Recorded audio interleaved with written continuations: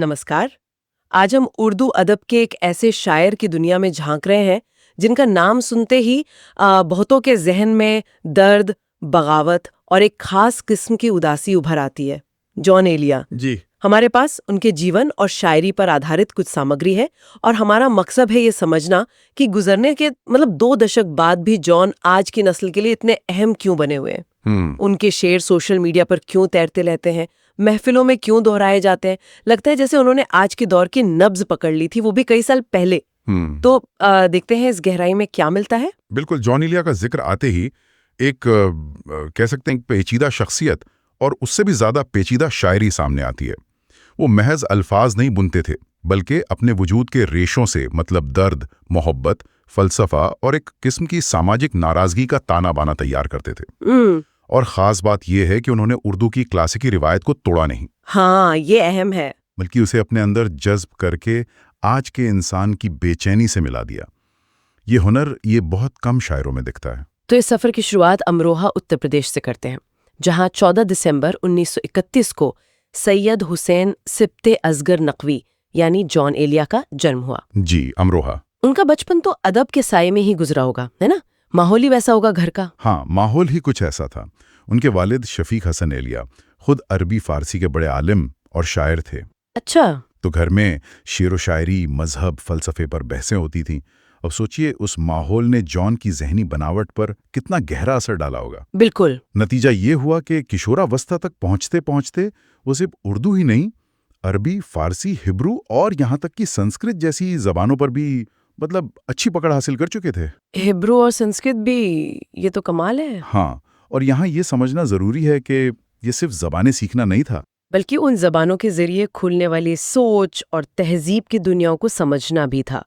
शायद यही वजह है कि उनकी शायरी में महज इश्क, मोहब्बत या गमे जाना ही नहीं, बल्कि एक गहरी फलसफियाना सोच भी मिलती है। बिल्कुल सही। उनका भाषाओं का ज्ञान वो सतही नहीं था, वो उन भाषाओं के साहित्य, उनके दर्शन, उनके इतिहास में गहरे उतरे थे। इसीलिए जब वो शायरी करते हैं तो उसके पीछे दर्शन, तर्कशास्त्र यानी लॉजिक और इतिहास की एक मजबूत बुनियाद महसूस होती है। ये चीज उन्हें महज जज्बाती शायर होने से आगे ले जाकर एक विचारक शायर बनाती है। फिर आता है 1947 का बंटवारा। जी। और उसके बाद का दौर। जॉन साहब 1957 में पाकिस्तान चले गए जी। और कराची को अपना ठिकाना बनाया। ये यकीनन उनकी जिंदगी और शायद उनकी सोच पर भी असर डालने वाला मोड़ रहा होगा।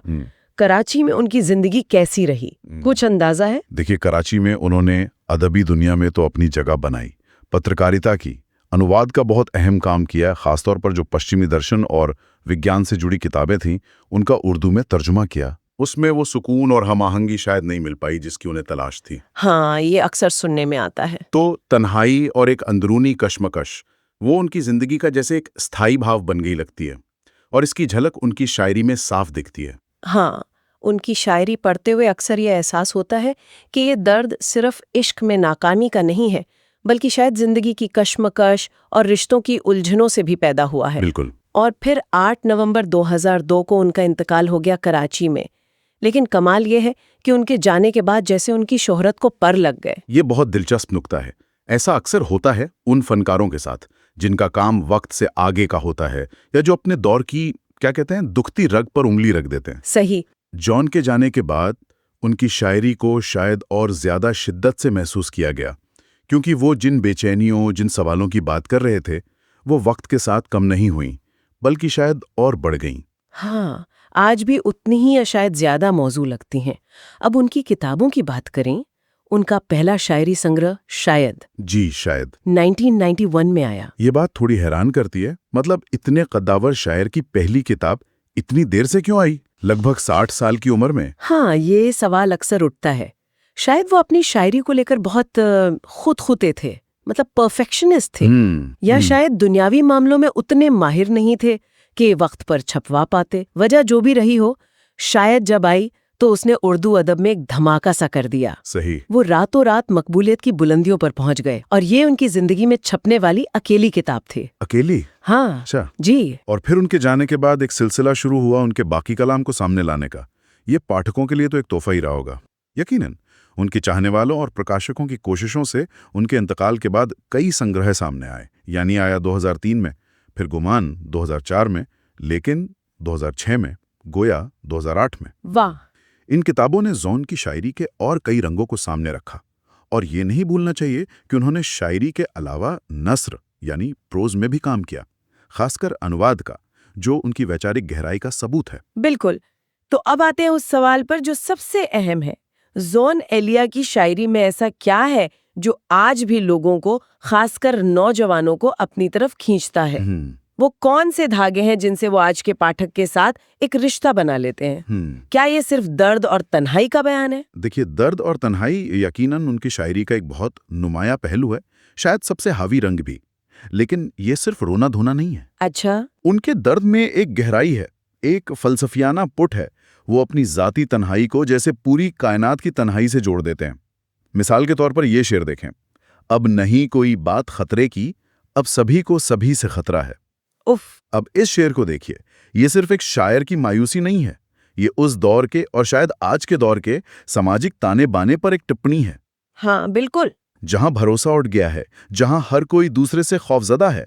इसमें एक सियासी और समाजी आयाम भी छुपा है, जो इसे सिर्फ जाती दर्द से कहीं बड़ा बना देता है। हाँ, ये शेर तो मतलब आज के माहौल में भी उतना ही सटीक लगता है। ये दर्द की वो शक्ल है जिसमें निजी एहसास सामाजिक हकीकत से जुड़ जाता है। बिल्कुल। और दर्द के साथ साथ इश्क और हिज्र का रंग, वो भी तो बहुत गहरा है उनकी शायरी में। इश्क उनकी शायरी का एक और मरकजी मौजू है, बिल्कुल। लेकिन यहाँ भी वो रिवायती इश्किया शायरी से कुछ अलग नजर आते हैं। कैसे? उनके यहाँ वस्ल यानी मिलन की खुशी से ज्यादा हिजर यानी जुदाई, उसकी टीस, उसकी याद का जिक्र है। लेकिन ये हिजर भी बड़ा इंटेंस है। उसमें एक किस्म की जिद, एक जुनून नजर आता है। जैसे ये मिसरा, तुम्हारे बाद किसे चाहें हम, हमें तुमसे मोहब्बत थी। वाह, इस एक मिसरे में पूरी कहानी सिमट आई है। हाँ, इसमें मोहब्बत की इंतहा भी है और उसके बाद की वीरानी भी। यहाँ एक तरह की वफादारी भी झलकती है, लेकिन उसमें दर्द का पहलू भारी है। ये कम लफ्जों में बहुत कुछ कह जाने का हुनर है। बिल्कुल। और ये कम अल्फाज में गहरी बात कहना शायद उनके क्लासिकी अदब के गहरे मुताले का ही नतीजा था। अब अगर इश्क और दर्द से आगे बढ़ें तो उनकी शायरी का एक और बहुत ताकतवर पहलू सामने आता है, बगावत और फलसफा। हाँ, बगावत और फलसफा। ये पहलू शायद उन्हें आज के नौजवानों से सबसे ज्यादा जोड़ता है। आप सही कह रहे हैं। उनका अंदाज महज गमजदा आशिक का नहीं, बल्कि एक ऐसे विचारक का है जो हर चीज पर सवाल उठा रहा है। समाज, सियासत, मजहब, रस्मो रिवाज, कुछ भी उनके सवालों की जद से बाहर नहीं लगता। हाँ, उनका मिजाज बुनियादी तौर पर सवालिया और इनकारिया था। वो बनी बनाई मान्यताओं को जस का तस कबूल करने वाले नहीं थे। उनमें एक बौद्धिक बेचैनी थी। और यही बेचैनी, ये सवाल उठाने का जज्बा आज की पीढ़ी को अपनी आवाज लगता है। जैसे उनका ये शेर, हमें पूछना है जमाने से कि हमें क्यों बुरा कहा जाए। सीधा सवाल। ये सिर्फ एक मासूम सवाल नहीं है, ये समाज के दोहरे मापदंडों पर, उसकी नैतिकता के खोखलेपन पर एक सीधा हमला है। ये उस व्यक्ति की आवाज है जिसे समाज हाशिए पर धकेलना चाहता है, लेकिन वो सवाल पूछने की हिम्मत रखता है।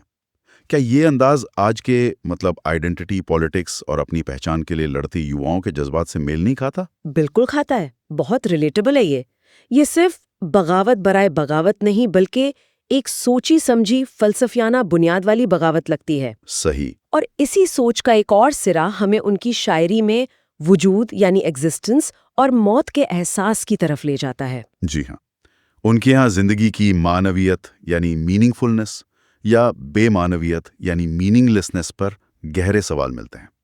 मौत एक हकीकत के तौर पर बार बार उनकी शायरी में दस्तक देती है। कभी कभी तो लगता है जैसे वो जिंदगी से, इस दुनिया के खेल से ऊब चुके हैं, थक चुके हैं।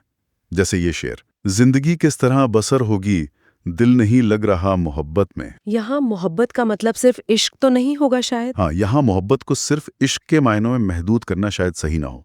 ये जिंदगी से, दुनिया से किसी भी किस्म के गहरे लगाव से उचटने का इशारा भी हो सकता है। अच्छा। जब वो बुनियादी लगाव ही ना रहे तो जिंदगी गुजारना एक बोझ बन जाता है।